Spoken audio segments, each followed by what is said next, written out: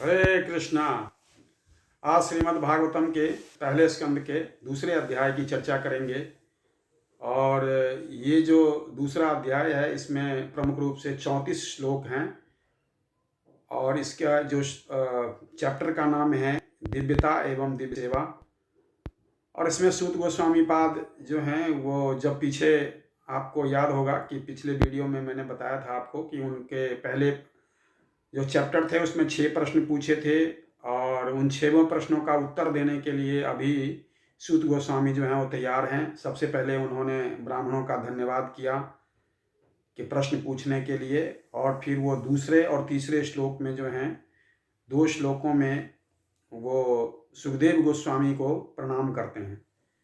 सुखदेव गोस्वामी चूंकि उनके शिक्षा गुरु थे, उनके दीक्षा गुरु थे स्वयं व्यासदेव जी, और उनके शिक्षा गुरु थे सुखदेव गोस्वामी। सुखदेव गोस्वामी ने जब परीक्षित महाराज को श्रीमद् भागवतम का उपदेश किया था उस समय सूत गोस्वामी वहाँ उपस्थित थे और उन्होंने सूत गोस्वामी को बिल्कुल आगे आकर के बैठने का निर्देश दिया था कि बिल्कुल आप सामने आकर के बैठिए। और सूत गोस्वामी जो है उन्होंने वो बिल्कुल सामने आए थे और सामने बैठे थे। तो इसीलिए वो उनके जो हैं वो इस मामले में वो उनके गुरु मानते हैं उनको, तो उनको प्रणाम करते हैं 2 श्लोकों में। और फिर जो हैं वो चौथे श्लोक में वो भगवान नारायण को, नर नारायण ऋषि को, देवी सरस्वती को और व्यासदेव जी को प्रणाम करते हैं। और 5वें प्रश्न में जो हैं वो प्रश्नकर्ता जो ब्राह्मण लोग थे, जो शौनकादि ऋषि थे, शौनक आदि ऋषि, शौनकादि, ये शब्द चूंकि बार बार आएगा इसमें, तो शौनक जी ऋषि कहने का मतलब है कि शौनकादि जो ऋषि हैं वो 88,000 ऋषियों के प्रतिनिधि हैं शौनक ऋषि। तो वो शौनक ऋषि ही ऋषियों की तरफ से ज़्यादातर प्रश्न पूछते हैं और सूत गोस्वामी कई बार उन्हीं को ही संबोधन करते हैं, क्योंकि ये असंभव था इतने सारे लोगों को संबोधन करना। तो सूत गोस्वामी जो हैं वो शौनकादि को ऋषि को ही डायरेक्टली संबोधन करते हैं। तो पहले एक बार फिर से वो जो हैं वो प्रश्न करने के लिए उनको की प्रशंसा करते हैं कि आपने बहुत अच्छा प्रश्न पूछा है। और फिर उसमें 6ठे श्लोक में वो एक जो पीछे क्वेश्चन पूछा था उसका उत्तर देते हैं। क्वेश्चन क्या था कि मानवता का परम कल्याण किसमें होगा। इस प्रश्न का वो उत्तर देते हैं कि जो मानवता का जो परम कल्याण है वो भक्ति के माध्यम से होगा, और ये भक्ति जो है वो अबाध होनी चाहिए। अबाध का मतलब है एक तो निरंतर हो और उसमें कोई बाधा ना हो। तो इसको अगर ऐसी भक्ति कोई करेगा तो निश्चित रूप से कोई भी जीव, खास करके मनुष्य जो हैं वो निश्चित रूप से उसका परम कल्याण होगा उसमें। और 7वें वर्ष में जो कि श्लोक संख्या 7 में सूत गोस्वामी जो हैं एक और प्रश्न का उत्तर देते हैं कि शास्त्रों का निष्कर्ष क्या था जो कि उन्होंने पूछा था। तो उसका वो कह रहे हैं उत्तर देते हुए कि शास्त्रों का निष्कर्ष है भक्ति करना, या शास्त्रों का निष्कर्ष है भगवान की भक्ति।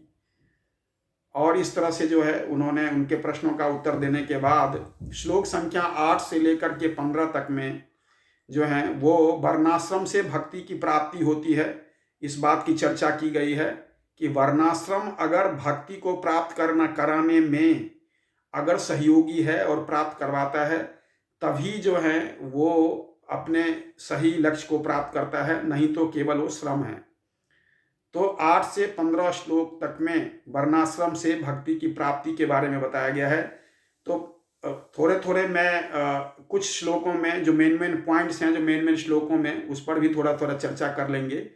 और फिर क्योंकि 8 श्लोक संख्या 8 से लेकर के 10 में उन्होंने बताया है कि वर्णाश्रम के धर्म में क्या कर्तव्य होते हैं और वर्णाश्रम धर्म के पालन करने का उद्देश्य क्या होता है। वर्णाश्रम धर्म पर मुझे लगता है कि ज़्यादा बताने की आवश्यकता नहीं है, आप सबको मालूम ही होगा कि वर्णाश्रम धर्म का मतलब होता है वर्ण और आश्रम के हिसाब से धर्मों का पालन करना ही वर्णाश्रम धर्म है ना। उसमें बता रहे हैं सूत गोस्वामी कि अगर किसी को वर्णाश्रम धर्म से भगवान में रुचि नहीं उत्पन्न होती, भगवान की कथा में रुचि उत्पन्न नहीं होती, भगवान के भक्तों के प्रति उसका सद्भाव नहीं होता, तो निश्चित रूप से उसका जो ये वर्णाश्रम धर्म का पालन करना है वो केवल श्रम है। इसी तरह से जब वो 11वें श्लोक में ये इस बात की को बताते हैं कि भगवान को 3 स्वरूपों में जो है जाना जा सकता है, एक ब्रह्म के रूप में, निराकार ब्रह्म के रूप में, परमात्मा के रूप में और स्वयं भगवान के रूप में। लेकिन एक बहुत महत्वपूर्ण बात बता रहे हैं इसमें कि जो ब्रह्म, परमात्मा और भगवान हैं, इन तीनों में गुणात्मक रूप से कोई भेद नहीं है ना। तो ये एक महत्वपूर्ण बात है उसमें। फिर जो 14वें श्लोक में विशेष करके बता रहे हैं कि इसके लिए क्या करना चाहिए, तो निरंतर श्रवण करे, स्मरण करे, भगवान का पूजन करे, है ना। तो उसी के लिए बता रहे हैं 14वें श्लोक में। 15वें श्लोक में क्यों बता रहे हैं कि इससे होगा क्या, श्रवण करने से, स्मरण करने से, पूजन करने से। तो बता रहे हैं कि भगवान के स्मरण करने से, पूजन करने से कर्म बंधन जो है वो कटता है। इस तरह से जो है उन्होंने इस पूरे सेक्शन को कंप्लीट किया है। 16 से श्लोक संख्या 16 से लेकर के 22 तक में भक्ति की महिमा को स्थापित किया गया है कि भगवान की जो भक्ति है उसकी क्या महिमा, हमें इस बात को बताया गया है ना। जैसे हम 16वें श्लोक में देखते हैं कि सुद गोस्वामी बता रहे हैं कि महान भक्तों की सेवा करने से, महान भक्तों के कृपा से जो है किसी भी मनुष्य को कथा में रुचि उत्पन्न होती है। तो कथा में रुचि उत्पन्न होगी। तो 17वें में भी क्या कह रहे हैं कि कथा में अगर रुचि उत्पन्न हो गई तो उससे होगा क्या कि भौतिक भोगों को जो है, उसके भौतिक भोगों को भगवान जो है वो काट देंगे। उसके भौतिक भोगों को, जब किसी की कथा में रुचि हो जाती है तो भगवान उसके भौतिक भोगों को काट देते हैं। उसकी भौतिक बंधों, जो भोग की करने की जो इच्छा है, उसका निराकरण कर देते हैं भगवान। फिर 18वें श्लोक में ये बताया गया है कि नियमित रूप से जो है भक्ति करने का जो फल है, नियमित रूप से भगवान के बारे में श्रवण करने का क्या फल है। तो जो भक्ति में जो है वो हृदय स्थिर हो जाता है, अर्थात जो हमारा हृदय है वो स्थिर हो जाता है भक्ति में। अगर हम निरंतर रूप से कथा श्रवण करते हैं तो एक जो भक्त है वो भक्ति में पूरी तरह से स्थिर हो जाता है। फिर विशेष करके जो 21वें श्लोक है उसमें क्या बता रहे हैं कि भक्ति करने से जो हृदय की गांठ है वो छिन्न भिन्न हो जाती है और व्यक्ति की जो कर्मों की श्रृंखला है वो समाप्त हो जाती है। कर्मों की श्रृंखला मतलब सकाम कर्मों की श्रृंखला, जो उसके अंदर ये भाव बना हुआ है सकाम कर्म करने की, सकाम कर्म से उसको फल प्राप्त करने की इच्छा है और उसको फिर भोगने की इच्छा का जो उसके अंदर जो एक बीज पड़ा हुआ है और उसके अंदर ऐसी प्रवृत्ति बनी हुई है, वो प्रवृत्ति उसकी जो है वो समाप्त हो जाती है। और ये भगवान के जो हैं वो भक्ति करने से, भगवान की कथा में रुचि लाने से और नियमित रूप से जब कथा श्रवण करता है व्यक्ति तो उसके अंदर ऐसी चीजें उत्पन्न हो जाती है। अब फिर जो है श्लोक संख्या 23 से लेकर के 29 तक में इसमें भगवान की महिमा की स्थापना की गई है। पहले भक्ति की महिमा की स्थापना करी, अब जो है वो भगवान की महिमा की जो है वो स्थापना की गई है 23 से लेकर के 29 श्लोक तक में।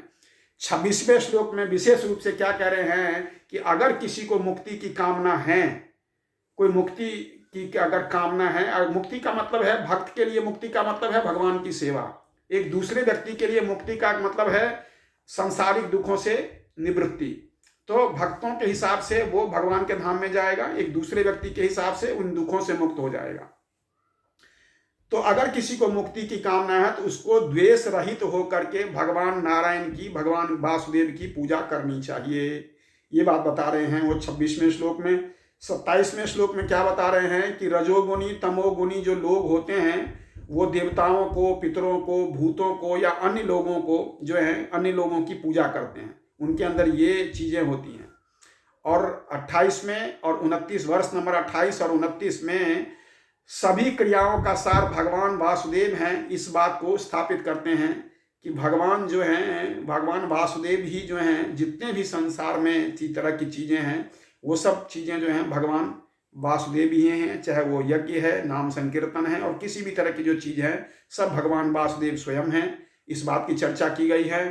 और जो श्लोक संख्या 30 से लेकर के 33 तक में जो है एक क्वेश्चन पूछा गया था पहले अध्याय में कि भगवान के साहसिक अवतार के बारे में बताइए या पुरुषावतार के बारे में बताइए।